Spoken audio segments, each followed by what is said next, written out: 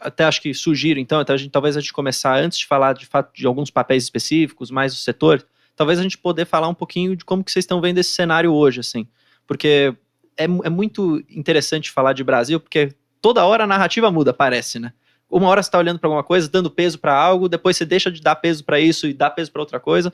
Então, sei lá, só trazendo um contexto.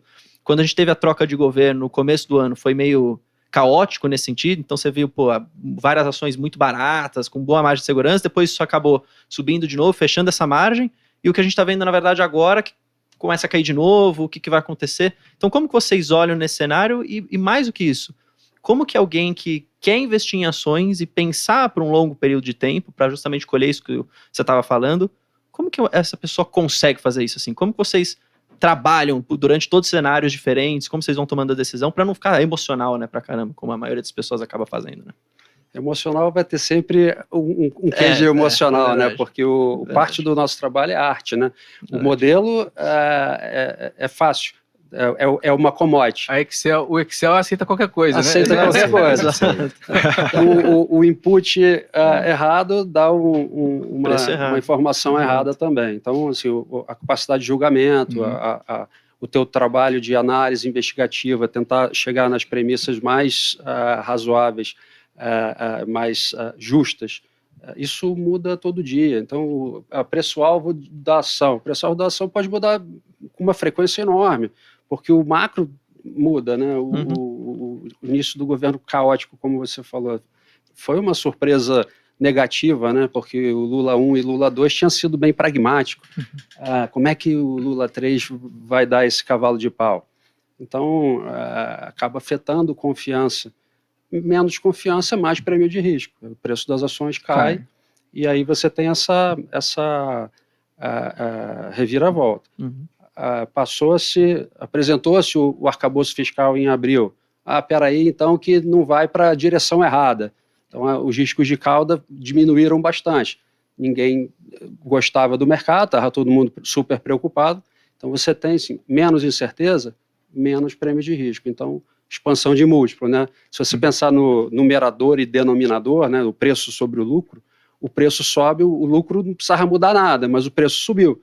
Então, você teve uma compressão de prêmio de risco ali. E eu acho que hoje, falando do cenário atual, você está com uma incerteza lá na frente, que é o próprio fiscal, né? Como é que ficam as contas públicas do país? Você começa a cortar os juros, você tem um vento a favor. Você tem um ambiente de desinflação que é muito bom. Então, o custo de capital vai cair e as empresas vão, possivelmente, voltar a crescer. Primeiro, você tem um ganho de crescimento de lucro com menos despesa financeira. Esse é o primeiro, e talvez o mais fácil de você colocar no modelo. Agora, quanto que você vai crescer da linha de receita para frente, você vai precisar do mercado, da atividade voltando a melhorar. Então, mas vai melhorar tanto? A gente acha que melhora, mas o tempo vai dizer se o governo vai ser capaz de entregar o déficit zero como ele está falando. O consenso de mercado não é déficit zero. O consenso de mercado é um déficit 0,80. Então, ainda existe uma incerteza ali. Então, assim, acho que continua muito barato, apesar do que andou. Quando olha uma média histórica de 15 anos, os múltiplos ainda são abaixo disso, na grande maioria das empresas. Uma ou outra já está acima da média.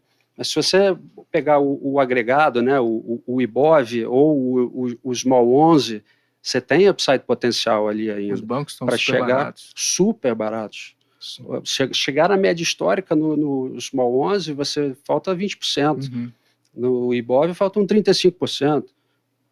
Então, o que precisa disso? Precisa de um cenário externo acalmar um pouco, que teve uma reviravolta recente aí com a abertura de juros nos Estados Unidos, a China, que acredita-se que ela não vai fazer um estímulo de bazuca, mas que ela vai fazer pontualmente, ajudando o setor imobiliário no processo de alavancagem, estimulando um pouco de consumo, estimulando o setor de infraestrutura, mas ela está mais na retórica do que na prática. Então, isso é mais incerteza. Então, dá o fluxo de capital de volta para Estados Unidos. Então, o dólar tem um peso muito grande nessa dinâmica que está se inserindo. Quando você olha para o os Estados Unidos, o Fed terminando de subir juro, abre espaço para os emergentes começarem a cortar dentro desse ambiente de desinflação que a gente está vivendo, que seria muito bom para a gente. Uhum.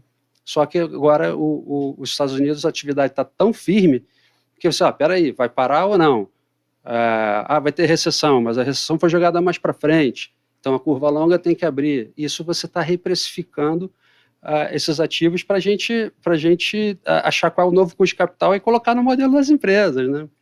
Você acha que esses 13 dias aí de queda aí foi um pouquinho disso? Eu acho que foi isso. Eu acho que a combinação da abertura de juros nos Estados Unidos, a China só na retórica, pouca ação, e você aqui no Brasil também não ajudou muito, né? Você não teve mais notícia positiva. Então você teve um vácuo aí de notícia positiva aqui. E teve uma certa piora de Teve até os coordenação ruídos, política, né?